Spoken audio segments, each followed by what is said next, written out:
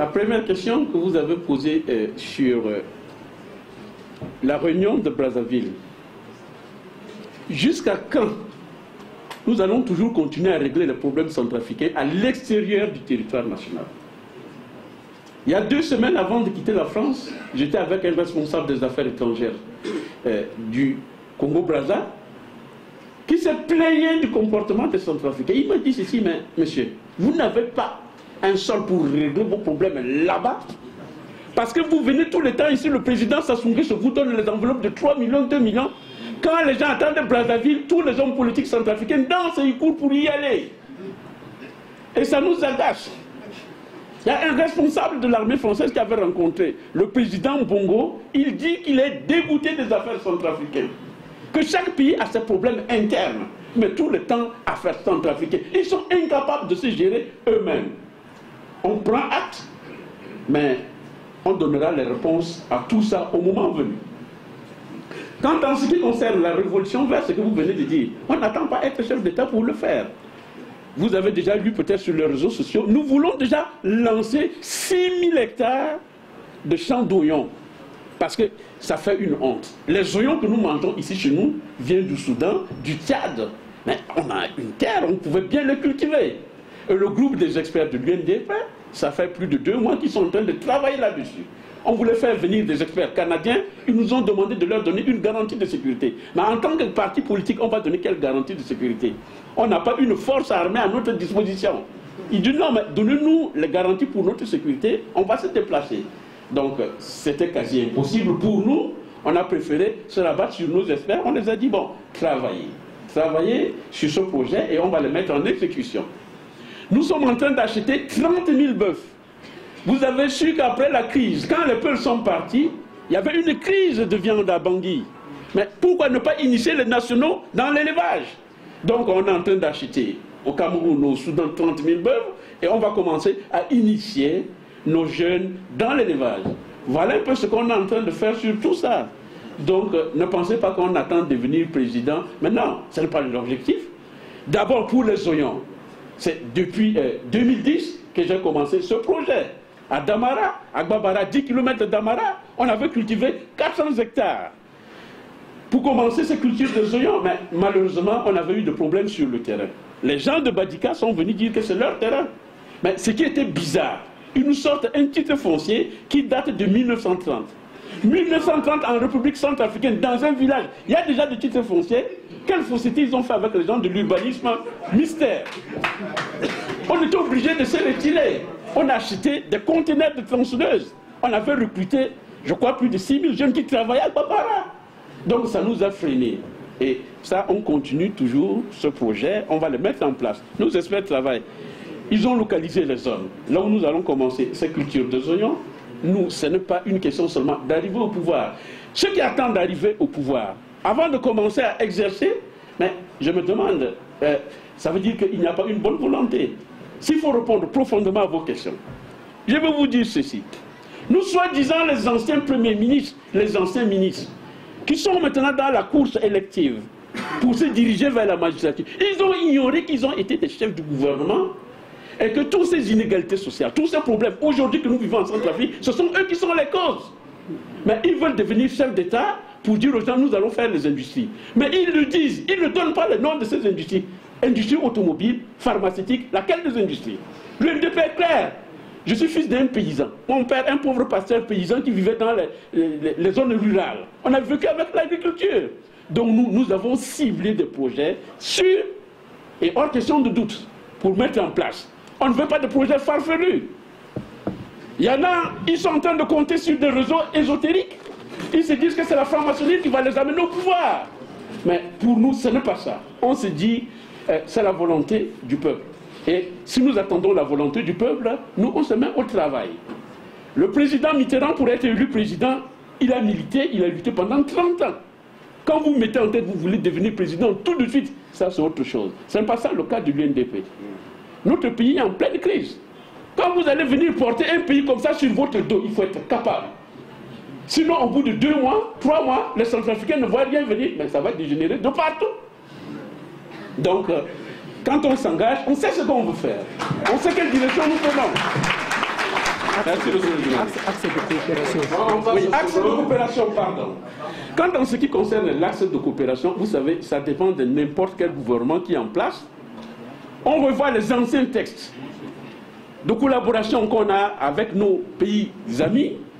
S'il y a une révision, on verra. Mais ce n'est pas le moment, vu que nous ne sommes pas encore au pouvoir. Comment un parti politique va commencer déjà à traiter des problèmes de coopération? Parce que la coopération bilatérale ou multilatérale, ça dépend d'un gouvernement qui sera en place. Quitte à voir, mais bon, qu'est-ce qui est avantageux? Les relations entre les États, c'est des relations d'intérêt. Qu'est-ce qui doit produire? Qu'est-ce qui donne profit aux Centrafricains? C'est là où nous, on va s'atteler. On va dire, bon, mais avec tel pays, peut-être que, bon, on peut approfondir nos relations, ou peut-être différer la coopération, abroger la coopération, tout dépendra au moment venu. Parmi nos anciens premiers ministres, comme je viens de dire, la majorité étaient des grands banquiers, des économistes. Ils n'ont jamais prévenu la Centrafrique d'une éventuelle crise ou récession économique. Et pourtant, c'est leur devoir, ils devraient le faire. Ils n'ont jamais mis en place des procédures d'une économie d'échelle ou un plan de sortie de la crise. Mais ils ont fait endurer à la population toutes ces crises sans rien dire. Mais dites-vous, ce que les gens n'ont pas été capables de faire hier, c'est aujourd'hui ou demain qu'ils peuvent le faire. C'est la question. Quelqu'un qui était chef du gouvernement, s'il a un projet, il va voir le président et dit, bon, on va faire ça, on va faire ça. Le président refuse 6 mois à sa place, je démissionne. Ça veut dire qu'ils avaient tout le pouvoir dans leurs mains. La crise centrafricaine ne date pas d'aujourd'hui. Depuis l'indépendance, notre pays était mal parti. Nous n'avons pas mis de bonnes bases. Et c'est l'impact qui continue sur la société. Quand vous dites, est-ce que l'UNDP sera mesuré, mais aucun homme n'est parfait, aucun pouvoir ne sera parfait. On fera le maximum que nous pouvons, et la continuité, ceux qui viendront après nous, ils vont le faire. Donc, dire qu'un parti qui va arriver au pouvoir, il va tout régler, même les grandes puissances n'arrivent pas à le faire, c'est ici en Centrafrique qu'on va le faire, c'est quasi impossible. Mais, nous avons l'entière conviction de ce que nous voulons faire. Ce n'est pas le bureau politique de l'UNDP, c'est le projet de l'UNDP, les idéologies de l'UNDP, les idéaux de l'UNDP que nous sommes en train de vendre. Si ça convient à la population, si la population trouve des intérêts, quitte à ce qu'ils voient dans le projet de l'UNDP. Nous avons des projets simples et classiques. Nous voulons peut-être mener notre vie primitive comme nos grands-parents étaient avant, des chasseurs-cueilleurs. Ça ne nous pose aucun problème. Voilà un peu vers quelle direction l'UNDP se dirige. Mais tout ça, nous allons le faire avec les efforts de tous les Centrafricains. Il n'y aura pas d'exclusion. Avec tout ce que ça comporte.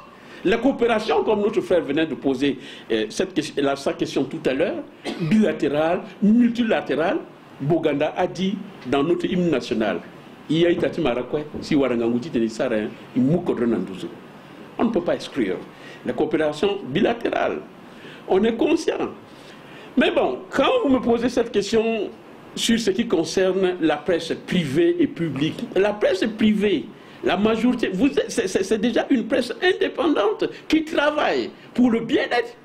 Vous donnez à la République centrafricaine les informations du monde aux Centrafricains et les informations de la République centrafricaine au monde. Vous êtes les gens de valeur. Comment vous négligez? Dans les grands pays, aux États-Unis, en France ou ailleurs, vous ne pouvez pas aller aux élections avec des médias contre vous. Ça veut dire que vous n'allez pas gagner ces élections. Il faut toujours considérer les médias. Les médias sont capables de vous destituer, quel qu'en soit ce que vous allez les faire. Le problème avec vous, nos frères centrafricains, journalistes, hommes de médias, vous êtes des peureux. Vous ne vous engagez pas à fond. Il suffit seulement qu'on vous secoue un peu, c'est fini. Vous faites marche arrière. On ne dit plus rien. Mais il faut continuer à persévérer. Nous sommes des partis politiques, on est là pour vous soutenir. Libre expression, comme dit Centrafrique libre. Nous sommes d'accord avec ces propos. Il faut laisser la presse libre s'exprimer. C'est ça qui corrige l'erreur de la société. Je suis un chef d'État, si les médias me critiquent, ça veut dire qu'ils ont observé quelque chose qui ne va pas. Quitte à ce que je cherche, avec tous ceux qui sont tout autour de moi, cherchons à corriger. Vous savez, quand vous êtes au pouvoir, c'est difficile de discerner mais c'est les gens de l'extérieur. Vous, les responsables des médias, vous avez l'œil très vigilant pour identifier les sources de conflit et ce qui peut-être dégénérer sur le moyen ou le long terme. Quitte à ce que nous saisissons cette occasion. Mais sauf contraire, certains qui s'attellent dans les dénigrements inutiles, sans preuve. Les médias, avant de faire une publication, et des pièces en conviction. Faites des recherches. Vous êtes des grands informateurs, des grands enquêteurs. Ayez des preuves avant de publier quoi que ce soit. Quand vous faites des publications qui humilient, ce n'est pas bien. Mais ce n'est pas pour autant qu'il faut les torturer, les mettre en prison. Je pense que l'UNDP aura une autre vision. Il y a d'autres procédures, des sanctions, quitte à peut-être à interdire la personne de ne pas exercer et de le torturer pour ses opinions. Hein? L'opinion fait corriger les erreurs d'un pouvoir, d'un gouvernement. C'est une bonne chose, il faut les accepter. Et ça ne sera pas le rapport des ennemis. Certains considèrent comme le rapport des ennemis, mais pour nous, ça ne sera pas ça. On aura une manière de regarder comment la presse fonctionne et exerce. Il y a une hiérarchie comme le groupe EGPIC. Votre président s'est préparé tout à l'heure. Si quelque chose ne va pas, il y a un conseil de ce groupe qui va appeler telle ou telle personne pour dire « Mais non, mais écoute, essayez de vous mettre en ordre. » C'est ce que nous allons suivre. Donc, il aura le respect pour les médias. C'est ce que je peux vous dire, monsieur le journaliste. Il y a une dernière question.